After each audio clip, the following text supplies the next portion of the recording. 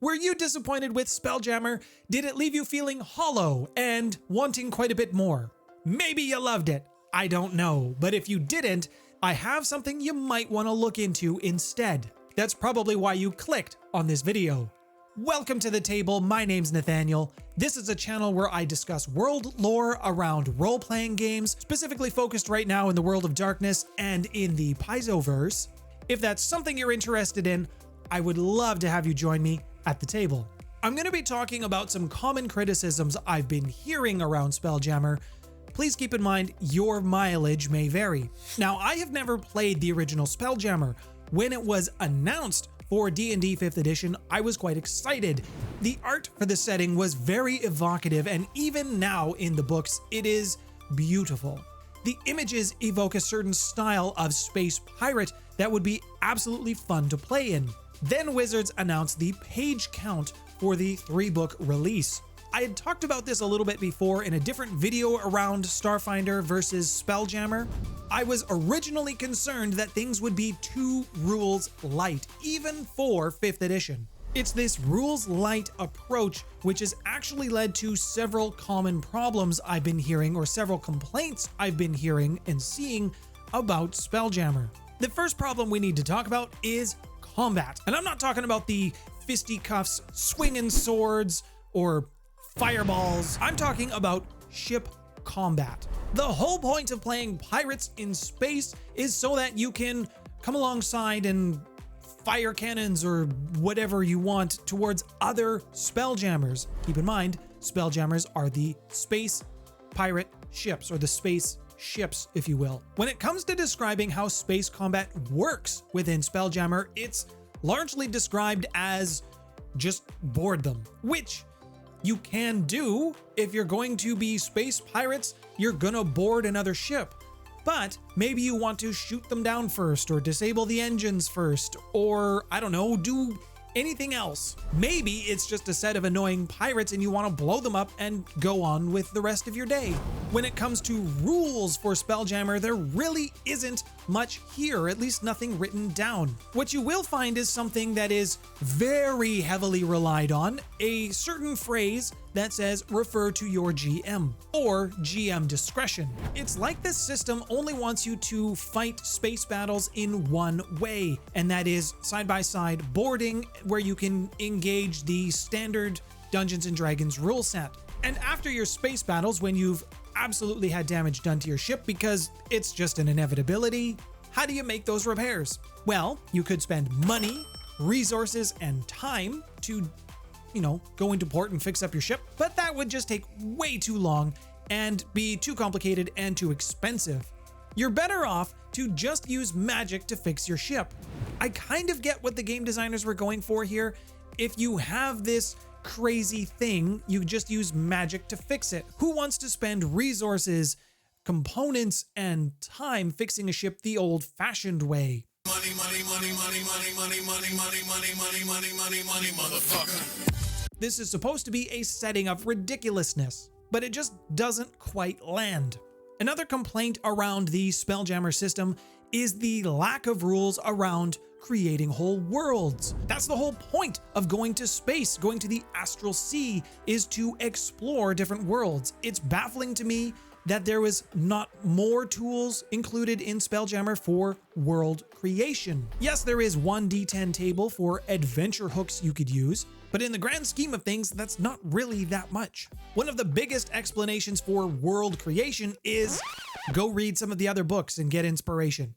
That is the most help that exists within Spelljammer. The lack of customization options for the Spelljammers themselves. There really isn't a ton in there around describing or giving ideas, options on how to custom design your own starships, your own Spelljammers. It leans really hard on the look at other systems and use your GM's discretion. And while the GMs are responsible for much of your story, making sure the pacing is going through on your games correctly, keeping players on track, which is a full-time job in and of itself, Spelljammer continues to lean very heavily on the GM for any adventure you want to have in the Astral Sea. And I'm not here to just talk about the problems with Spelljammer.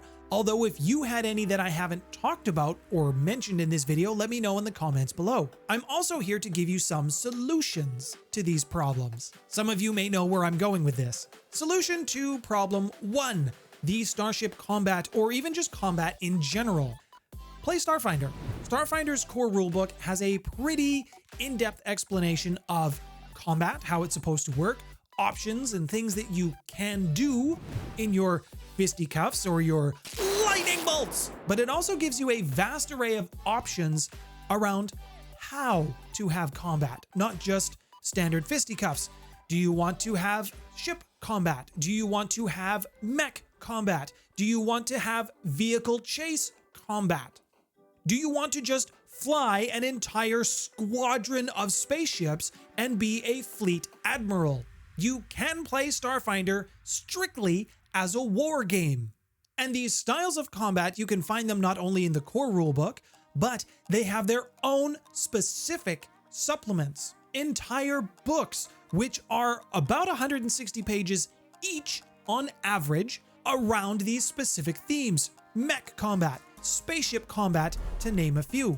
Problem 2, world generation tools. Starfinder has some of the most in-depth support for GMs who want to tell their own stories, not just in the world Paizo has built, but in the world you want to build as the GM. There are multiple supplements that have been released with lore included for the existing setting, the Veskarium, the Pact Worlds, the two main places, as well as an entire book, about 160 pages, on world building tools, tips and tricks, tables, adventure hooks. It was called the Galaxy Exploration Manual. Its entire purpose was creating worlds for a sandbox space exploration, not just for planets, but also adventure hooks, how to build societies that would live on these planets, what they're like as a government, what kind of faith they have, whether they rely on technology or magic, complete with many roll tables. Then you have Starfinder's Alien Archives, or Monster Manuals as they may be known by some other systems. At the time of this recording, there are 4 Alien Archives, but if you only get one of them, you should get Alien Archives 1, the first one. This has a wider range of aliens that you can use for your games, but it also has alien creation tools, monster generation tools that you could use to make your own monsters for your own games. And I haven't even talked about the GM tool for planet building, the Deck of Many Worlds, which is a card deck of planets. Do you need something on the fly? Flip it over. There, you've got one. Starfinder has been around since 2018, and there have been other systems that have done world generation and tools even before Starfinder did. The simple lack of creative tools, lack of input from wizards around world generation, creating planets in space, is frankly unacceptable when things like this exist. And this would bring us to our third problem around ship customization or Spelljammer customization, because there really isn't much here. You already know I'm gonna say Starfinder does it better. And they do. When Starfinder first released, there wasn't a ton of options. There wasn't a ton of things for your starships.